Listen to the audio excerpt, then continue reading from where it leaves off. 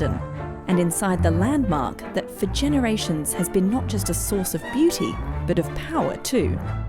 The Palace of Westminster was first built in 1016, but until the 19th century it looked very different.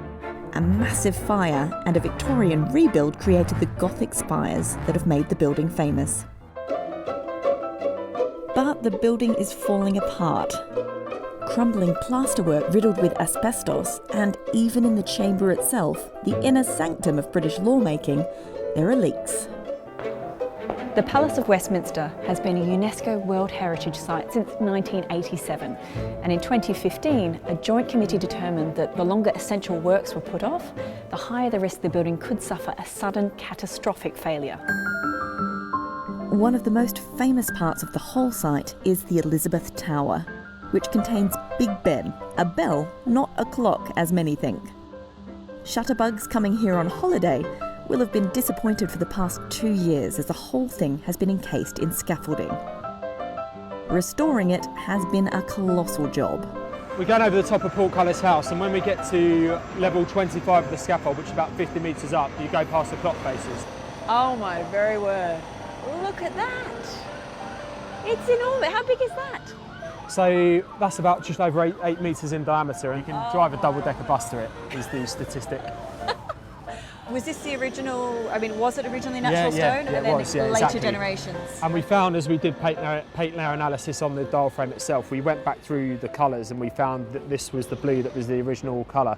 And we carried out extensive stone repairs. We're about halfway through those as well. So has it been a straightforward process? I guess, did they leave instructions on how to fix this thing? No, I'd obviously no instructions.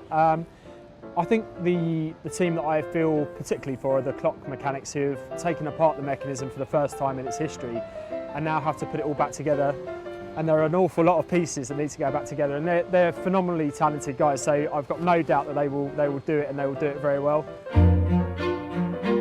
But just behind the clock face lies the main event, the enormous chunk of cast iron I'm up here to see.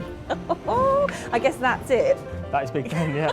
It is enormous. The name is apt.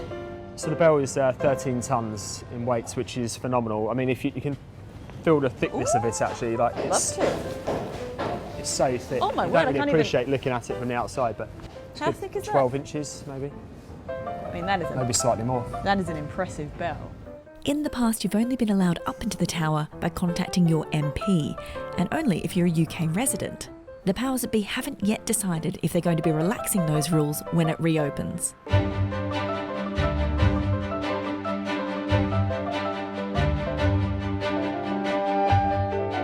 Restoration on the tower is set to continue until 2021, and the Palace of Westminster years after that. But it's been such a privilege to come up here and see this up close, and I cannot wait for the scaffolding to come down, it all to be revealed, and for everyone to get their chance to see it too. But in the meantime, limited tours of the Houses of Parliament, back on the ground, are still available for visitors from around the world.